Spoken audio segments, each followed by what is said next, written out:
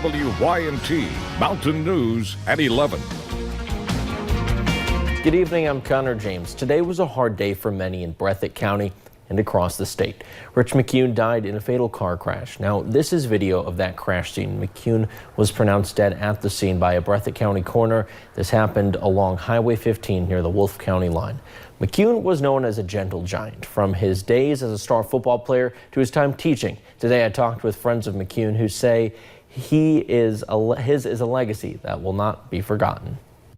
There's some names that never leave the green of the gridiron. There's not a more kind-hearted person in the world than Rich McCune. Rich McCune, now that's a name that packs power in Breathitt County. Ask his lifelong friend Brendan Miller. He was such a big man, but he was such a kind and gentle man as well. A first-team All-Stater, McCune was the first Division I signing to come from the county, heading to the University of Kentucky after graduating in 1988.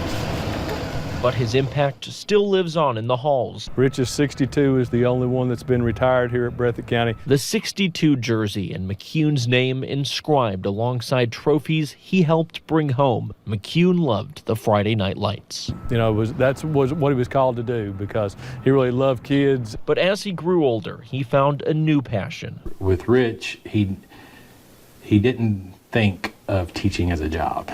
Principal David Bolin worked alongside McCune the last couple of years at George Rogers Clark High School in Winchester. You know, this was his calling, was to work with kids, and particularly those kids, at-risk kids. And I think that's the way I'll always remember him, and the fact he always had a smile on his face. Rich's life was undoubtedly taken too soon. I mean, Rich, if he was your friend, he was your friend. And he was there to help you, and all of us remember him, and he's a loved individual just for the fact that he loved people and he wanted to help people. But to his friends and family, he will always be remembered as a man who gave his all in whatever he did. Now, we do not have funeral arrangements for McCune yet. Once we do, we will put those on our website, WYMT.com. Well, early this morning, the Johnson County Sheriff's Department responded to a shooting in the Riceville area. Dispatchers say they received a call from a woman named Misty Snipes saying she shot her estranged husband. When police arrived, they found the body of Joseph Snipes II. Neighbors nearby heard the early morning gunshots and say they did not really know what was going on. When I heard the shots, I just looked out the window. And that's when I went to check on her because I thought something happened. And here come EMS, law enforcement. Police are unsure why Misty shot her husband, but are currently conducting the investigation. Well, 2 shooting fugitives were arrested in Knox County today. Deputies say these 2 people, Joel Rod Hughes and Tessa Emmons, were wanted in an assault case involving a handgun out of Mississippi. They were tracked down to a home in the Girdler community. Deputies say they were able to find a handgun used in the assault. Both were extradited to Mississippi. Well, tomorrow there could be a huge announcement for not only Floyd County, but also all of eastern Kentucky. Right now, we do not know much about the specifics. However, we are told several state and local officials will be at the old Otter Creek Correctional Complex. That facility once housed federal inmates. However, it closed in 2012. And we plan to stream that news conference live on Facebook and WYMT.com tomorrow morning at 11 o'clock.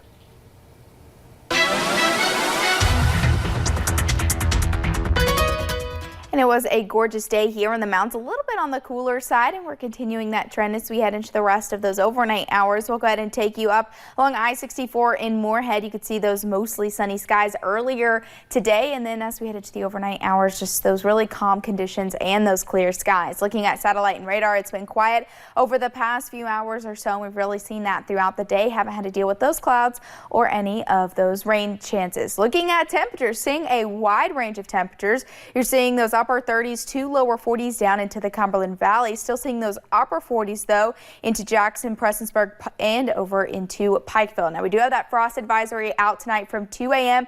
to 9 a.m. So make sure you protect those plants. Going to be waking up to a little bit of that frost, and overnight lows are expected to drop into about those mid to upper 30s. Calm winds, clear skies, the perfect ingredients for that frost tonight. But how much warmer will we get as we head into the next few days? I'll have those details coming up in just a little bit. All right, thanks, Paige. And with temperatures dipping into the 30s, people are starting to turn those thermostats up. I know I have.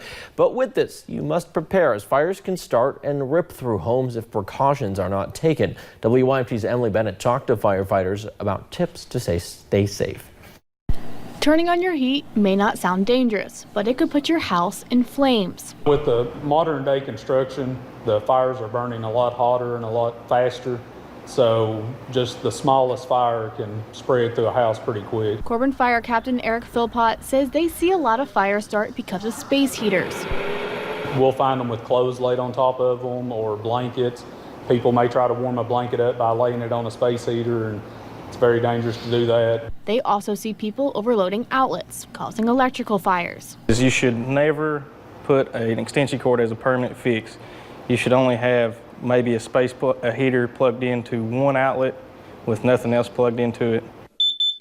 But something people do not think about is carbon monoxide. It's a colorless and odorless gas. It stays low to the ground, so you need to make sure that when you install the carbon monoxide detectors that you put them low to the ground. That way they can detect it first from the ground up. Philpott says around mid-October they start responding to alarms going off as people start using gas heat.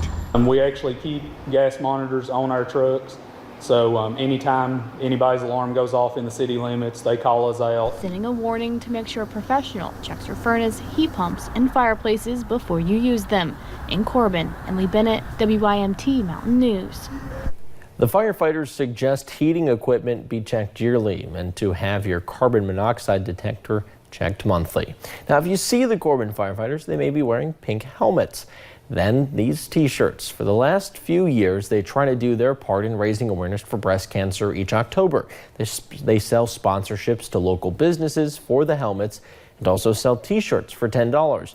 They normally donate the money to the Tri-County Cancer Coalition, but this year it's going to Baptist Health Corbin so they can purchase a new mammogram machine. It's one of the new 3D machines that isn't in this area. So all the money that we're collecting from the fire helmet sponsorships and the t-shirt sales are going towards that. They sell the t-shirts from the beginning of October until they run out. Currently, they only have a few left.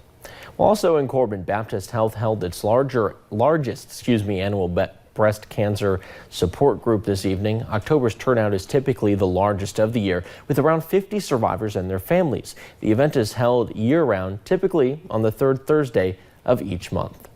Well, the University of Pikeville is in the early stages of a possible expansion. The discussion was brought to the City Commission Monday, asking the Commission's input about adding a new residence hall to the campus. The plan, as presented, will also target student safety by closing off one of the roads that runs through the campus. UPike's president, Burton Webb, says the discussion was preliminary and an announcement about the dorms is not planned anytime soon. City Manager Philip Ellswick says the city will look into the proposal once a complete plan has been submitted. The dorm would be adjacent to Armington Science Center, and it would be perpendicular to the road. One question is the traffic flow that would out on Kentucky Avenue, how that would be handled in the future. Dr. Webb says the university will go back to the drawing board and work to find a concrete plan that fits the needs of the city and the students. And the University of Cumberlands is holding a food drive to donate food to nearby pantries. The Miracle Dish food drive goals are between 100 and 200 items of specific items each week. The items were made up by nearby food banks based on what they need the most. University staff say they look forward to the drive each year to teach students the importance of their impact. It's helping to demonstrate and show that now so that they're prepared when they graduate, that they can go out and make that impact in their community. The food drive will continue through November 15th. Well, music is known for bringing people together, and in this case, even after someone is gone. Shelby Smithson explains how it took just one drum set to bring joy to a man with Down syndrome and keep another man's memory alive.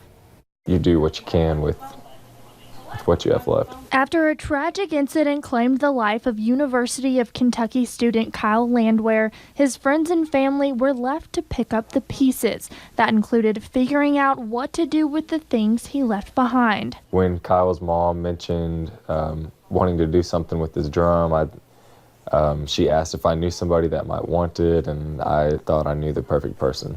That person was Josh Banks. He's one of Brack Duncan's best buds. One of their favorite things to do together is ride around and listen to music. And after watching Josh play the air drums in the car, Brack decided it was time Josh got to play the drums for real. That's a drum. You think so? Yeah. Should we keep opening it? Turning a tragedy into a hopeful tune.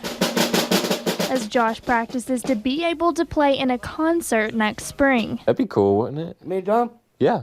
Sure. Would that be cool? Yeah. Would you like that? Yeah. Now every time Josh picks up his sticks, Kyle's memory will live on in song. I think that he would really like that, and it's something that he would have wanted done. Shelby Smithson, WYMT Mountain News. What a heartwarming story. Well, coming up at 11, search efforts continue after a devastating typhoon slams Japan. And cooler air is expected tonight and Friday, but what about the weekend? I'll have those details coming up.